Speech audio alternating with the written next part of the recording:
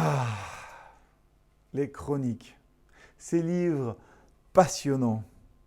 Que penser de ces rois qui finissent encore et toujours par faire quelque chose qui déplaît au Seigneur? Et aujourd'hui, pour notre temps de méditation ensemble, ici à l'église M, nous avons un exemple sous les yeux. Roboam a eu des ennuis parce qu'il a cru qu'il n'avait pas besoin de Dieu. Au début du chapitre 12 de 2 Chroniques, nous lisons « Lorsque Roboam se fut affermi dans son royaume, qu'il eut acquis de la force, il abandonna la loi de l'Éternel et tout Israël l'abandonna avec lui. » Je ne sais pas pour vous, mais ça sonne étrangement familier chez moi comme expérience.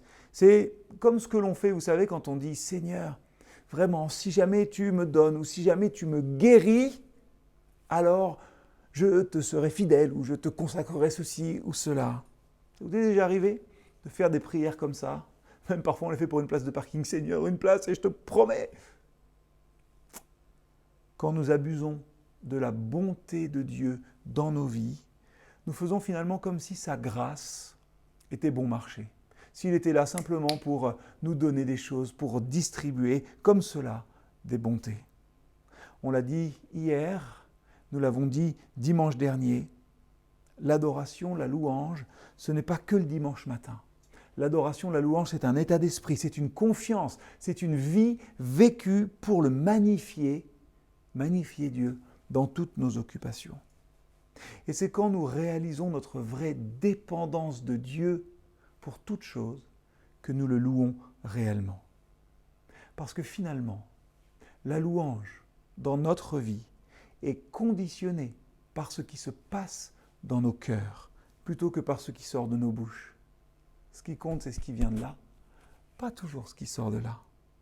Si nous croyons que nous contrôlons nos vies, toutes nos vies, nos cœurs ne sont pas prêts pour louer Dieu. C'est seulement quand nous réalisons où nous en serions sans la grâce du Seigneur que nous pouvons être sincèrement reconnaissants et pleinement confiants en l'Éternel et qu'ainsi nous pouvons vraiment le louer.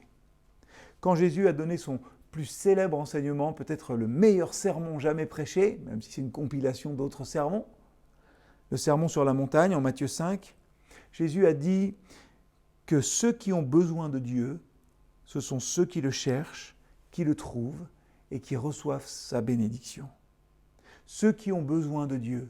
Si je crois que dans ma vie j'ai besoin de Dieu, alors je vais le chercher, alors il va se laisser trouver et je vais alors recevoir sa bénédiction sur ma vie.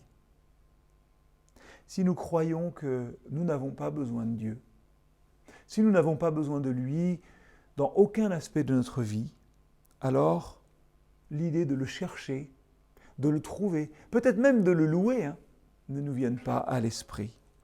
C'est pourquoi nous devons faire l'effort constamment de réaliser le rôle que Dieu joue dans nos vies. Il est vivant et il est là, au cœur de notre existence.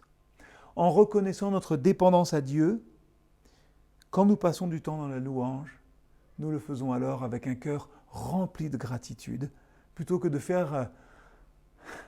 louer Dieu finalement comme une longue liste des tâches à accomplir aujourd'hui. On pourra le louer pleinement, même dans le temps de louange communautaire du dimanche matin, en le cherchant vraiment, et pas en disant simplement, bon, il faut que cette petite demi-heure de chant passe, et après, il y aura la prédication, et après, je pourrai faire cuire mon rôti.